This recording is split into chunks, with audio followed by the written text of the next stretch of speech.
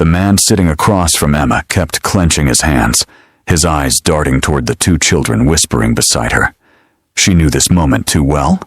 The moment a man realized he didn't sign up for a package deal. Emma set her glass down and looked straight at him. "If you want to leave because I have 2 kids, then say it now." The table went silent. His face turned pale. And Emma wondered, would he stand up and walk away? Or would this be the first time someone stayed? It was supposed to be a simple dinner. Emma had planned everything. A quiet restaurant, a decent dress, and 2 hours of adult conversation without interruptions. But life had other plans. Her babysitter called 45 minutes before the date, voice thick with apologies, and something about a family emergency. Emma stood in her bedroom, phone pressed to her ear, staring at her reflection in the mirror. She had 2 choices: cancel the date or bring her kids along. After 3 years of failed attempts at dating, she was tired of canceling. So she texted Daniel the truth and hoped for the best. His reply came quickly. "No problem, see you there." 4 words. No emoji. No reassurance. Emma read the message 3 times, searching for something beneath the surface. She found nothing. Maybe that was the problem.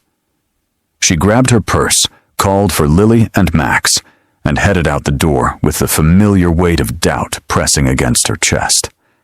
This was her life now, dragging her children into situations they never asked for, hoping strangers would see them as something other than baggage. The restaurant was a family-friendly place on the edge of town, the kind with crayons on every table and sticky menus that smelled faintly of syrup. Emma arrived 10 minutes early. She chose a booth near the window, where she could watch the parking lot and spot Daniel before he spotted her. Lily sat beside her, quiet and observant, her 7-year-old eyes already too wise for comfort. Max bounced in his seat across from them, asking questions about everything. The lights, the music, the people walking by. He was 5 and had no filter. Emma loved that about him, even when it made her nervous. Daniel walked through the door at exactly 7 o'clock. He was taller than his photos suggested, with dark hair and the kind of face that looked like it hadn't smiled in a while. He scanned the room, found Emma, and started walking toward her. Then he saw the kids. His steps slowed just enough for Emma to notice. His expression didn't change, but something behind his eyes shifted. A flicker of hesitation, maybe surprise. He recovered quickly, smiled, and slid into the seat across from her. But Emma had seen it. She always saw it. "Hey," Daniel said, his voice steady but careful. "Sorry if I'm late." Emma shook her head and told him he was right on time. She introduced Lily and Max, watching his face for any sign of retreat.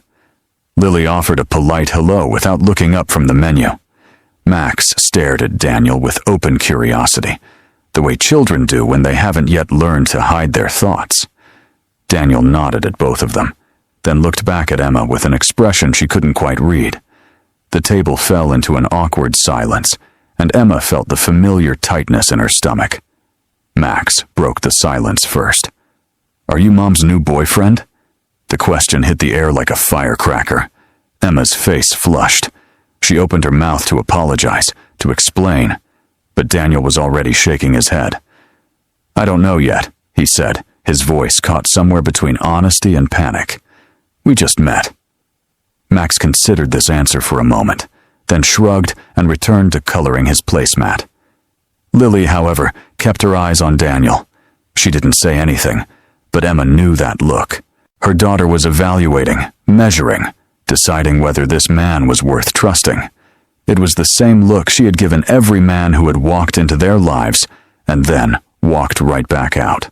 Emma tried to keep the conversation moving. She asked Daniel about his job, his hobbies, the usual first date questions that felt hollow under the circumstances. He answered politely but briefly, his eyes drifting toward the kids every few seconds. She could see him calculating, weighing the situation, trying to figure out what he had gotten himself into. It wasn't cruelty. Emma knew cruelty. This was something else. Fear, maybe. Or simply the realization that dinner with a single mother meant something very different from dinner with a woman who came alone. The memory hit her without warning. 6 months ago, she had sat at a different table with a different man. His name was Michael, and for 3 weeks, he had been perfect. He texted her good morning every day. He remembered the names of her kids even though he hadn't met them. He told her she was beautiful and meant it. Emma had started to believe that maybe, just maybe, she had found someone who could see past the complications of her life. Then came the dinner, when Michael finally met Lily and Max. Everything changed in an instant. Michael watched the kids with a smile that didn't reach his eyes. He answered their questions with one-word responses. By the time dessert arrived, Emma already knew what was coming. He walked her to her car that night and stood there with his hands in his pockets, looking at the ground. "I really like you, Emma," he said, "but I'm not ready to be a father to someone else's kids." He said it like he was doing her a favor, like honesty made the rejection easier to swallow. Emma nodded because she didn't trust her voice. She drove home in silence while Lily stared out the window and Max fell asleep in his car seat.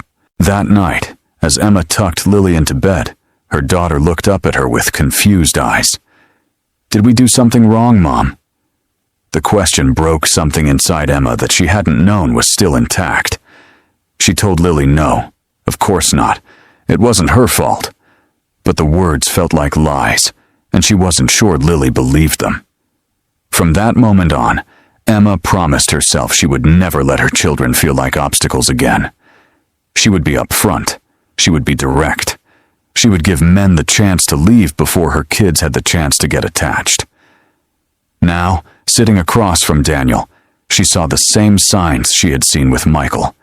The nervous glances, the careful distance, the way he held his body like he was ready to bolt at any moment. Lily leaned over and whispered in Emma's ear, "I don't think he likes us." The words were soft, meant only for her mother, but they cut deep. Emma looked at her daughter's face and made a decision. She was done waiting for the rejection. She was done pretending everything was fine when it clearly wasn't.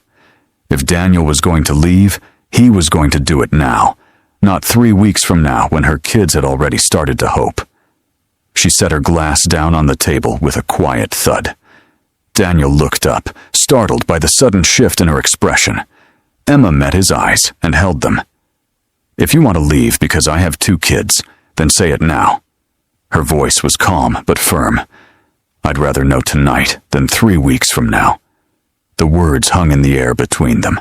Max stopped coloring. Lily turned to watch Daniel with an intensity that made him shift in his seat. The restaurant noise faded into the background, and for a moment, it was just the 4 of them suspended in silence. Daniel's face went pale. He opened his mouth, then closed it again. Emma could see the war happening behind his eyes, the part of him that wanted to run fighting against the part that wanted to stay. She had seen this battle before, and she knew how it usually ended. Men were good at making excuses. They were good at promising to call and then disappearing into the void. She braced herself for the inevitable, already preparing the words she would say to comfort her children on the drive home. But Daniel didn't stand up. He didn't reach for his wallet or mumble an apology. Instead, he took a deep breath and looked at Emma with something that might have been respect. "I'm not going anywhere," he said slowly. "At least, not tonight." It wasn't a promise. It wasn't a declaration of love or commitment. It was just a man admitting that he didn't have all the answers, but was willing to stay long enough to find them. Emma studied his face, searching for deception and finding none. She nodded once, a small gesture that carried more weight than words could express. Max grinned and went back to his crayons. Lily's expression softened just slightly, though her guard remained up, and Emma, for the first time in longer than she could remember, allowed herself to feel something other than dread. It wasn't hope. Not yet. But it was close enough. The rest of the dinner moved slowly. Daniel tried to make conversation, asking Emma about her work and her favorite places in town, but every sentence felt forced. He spoke like a man walking through a minefield, careful not to say the wrong thing. Emma answered his questions and asked a few of her own, but the ease she had hoped for never came. Between them sat an invisible wall built from awkwardness and unspoken fears. The kids didn't help. Max kept firing questions at Daniel like a tiny interrogator. Do you have kids? Where do you live? Do you have a dog? Will you sleep at our house? Each question made Daniel's face tighten just a little more. Daniel answered as best he could, his responses short and uncertain. Yes, he had a son. He lived about 20 minutes away. No dog, and no, he wouldn't be sleeping at their house. Max accepted these answers without judgment, but Lily remained silent throughout the meal. She picked at her food and watched Daniel with eyes that seemed far too old for a 7-year-old. Every now and then, she would lean toward Emma and whisper something too quiet for Daniel to hear. Emma would nod or shake her head, and the conversation would continue as if nothing had happened. Daniel pretended not to notice, but Emma could see it bothered him. Then the accident happened. Max reached across the table for the salt shaker and knocked over his glass of water. The liquid spilled across the table and onto Daniel's lap before anyone could react. Max's eyes went wide with fear, and he immediately looked at his mother, waiting for her to fix the situation. Emma grabbed napkins and started apologizing, her words tumbling over each other in a rush of embarrassment. She had seen this moment before. The moment when a small disaster revealed a person's true character. Some men would laugh it off, others would get angry. Most would use it as an excuse to cut the evening short. Daniel looked down at his wet pants, then back up at Max.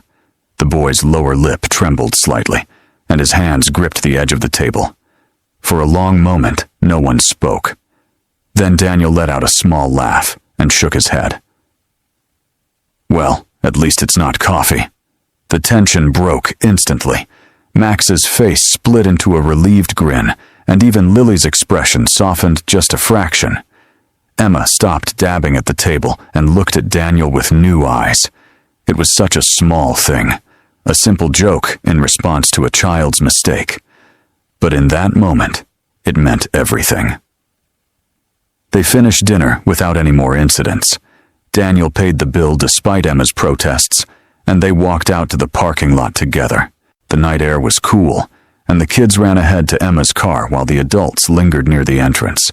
Daniel shoved his hands in his pockets and looked at Emma with a half smile. That was interesting, he said. Emma laughed, a real laugh that surprised even her. That's one word for it. They stood there for a moment, neither one sure what to say next. Finally, Daniel told her he'd like to see her again, if she was willing. Emma said yes before she could talk herself out of it. 3 weeks passed.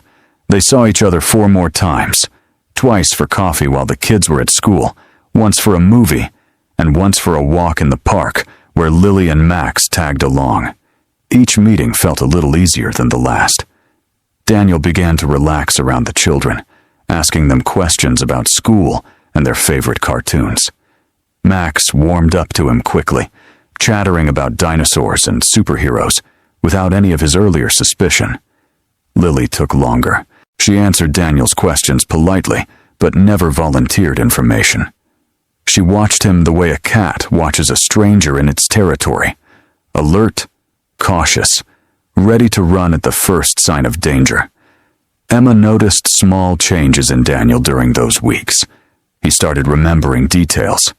Max's favorite ice cream flavor, the name of Lily's stuffed rabbit, the time Emma's lunch break ended.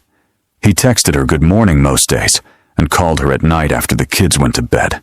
They talked about everything and nothing, the kind of conversations that build bridges between two guarded hearts. Emma found herself looking forward to his messages, checking her phone more often than she wanted to admit.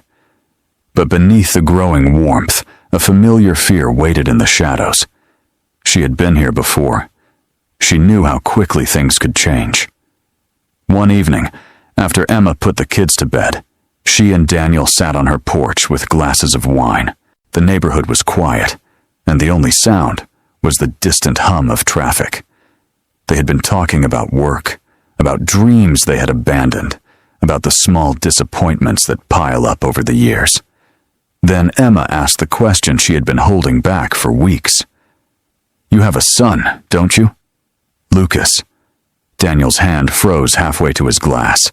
He looked at her with surprise and something else, something that looked like shame. Emma explained that she had done some research. She wasn't proud of it, but she needed to know who she was letting into her children's lives. Daniel set his glass down and stared at the wooden boards beneath his feet. He told her about Lucas, his 6-year-old boy who lived with his ex-wife across town. The divorce had happened 4 years ago, and it was his fault. He had worked too much, traveled too often, and by the time he realized what he was losing, it was already gone. His wife got primary custody, and Daniel got weekends. But even those weekends felt hollow. Lucas barely knew him, treated him more like a distant uncle than a father. Daniel said he understood why. He had earned that distance through years of absence. Emma listened without interrupting. She had expected excuses, justifications, the kind of defensive explanations men usually gave when confronted with their failures. But Daniel offered none of that. He simply told her the truth and let it sit between them like a weight neither of them could lift. When he finished, he looked at Emma with eyes full of something she hadn't seen before. Genuine fear. "I already failed one kid," he said quietly. "I'm scared I'll fail yours too." The words hit Emma harder than she expected. This wasn't the fear of commitment she had encountered in other men. This wasn't selfishness dressed up as honesty. This was a man who understood the cost of his mistakes and was terrified of repeating them. Emma reached over and touched his hand. She told him that everyone fails sometimes. The question isn't whether you'll make mistakes. It's whether you'll keep trying anyway. Daniel nodded slowly, but she could see he wasn't entirely convinced. Still, something shifted between them that night. The conversation moved from the careful territory of new relationships into something deeper and more honest. Emma realized she was no longer just evaluating Daniel as a potential partner. She was starting to see him as a person, flawed, afraid, but trying. It was more than she could say for most of the men she had dated since her divorce. The weeks continued to pass. Daniel became a regular